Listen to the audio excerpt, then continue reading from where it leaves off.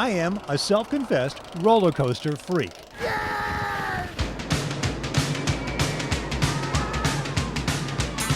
We're going Montooing. Is there such a word? Man.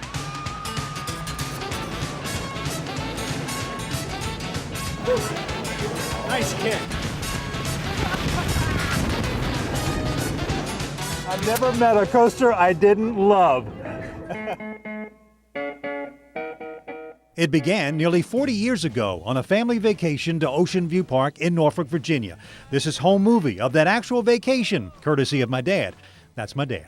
And while my sister and mom had their sights set on the Tilt-A-Whirl, my dad and I aimed for the Rocket. The Rocket, a classic wooden roller coaster, much like the famous Cyclone at Coney Island. At the time, all coasters were wooden. Its initial hill towered to a height of 88 feet. Its tall crest reputed to be the demise of many a drunken sailor who dared to stand up in his seat.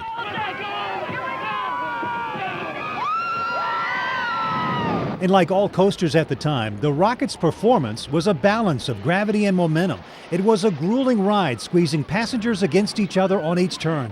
It was an incredible pounding, so much so that year after year it lured folks back, like my dad and me.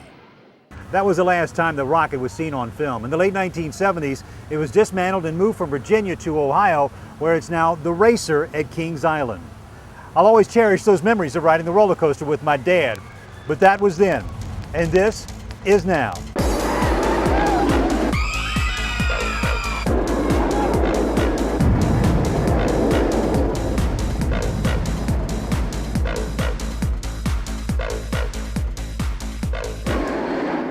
During the mid-80s and 90s, the roller coaster industry celebrated an amazing evolution.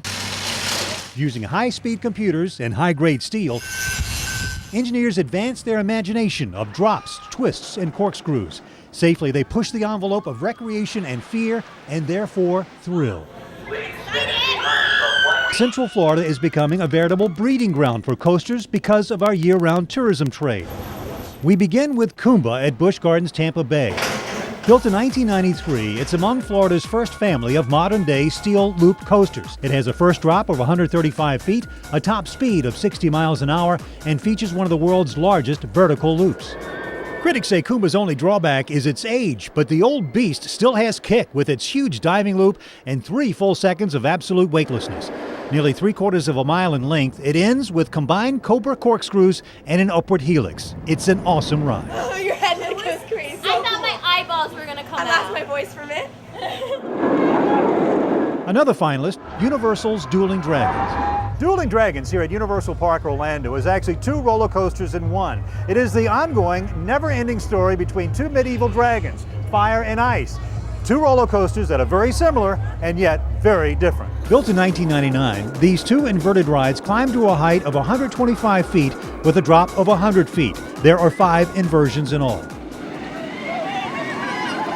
Without a doubt, it's one of the most incredible steel coasters ever built. On 5 different spots, the trains duel each other, at times passing within 5 feet of each other. Each track is 3,200 feet long, but features its own unique layout.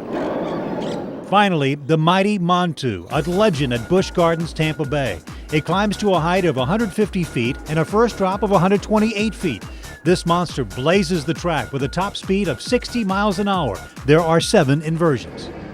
Montu is still one of the most intense inverted coasters on the Florida circuit. Its ultimate rush is a maximum G-force of nearly 4 Gs.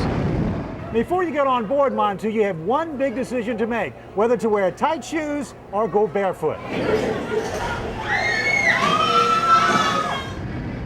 It's smooth, it's fast, it pulls G's in all the right places, and it ends with an accent of a wild helix twist.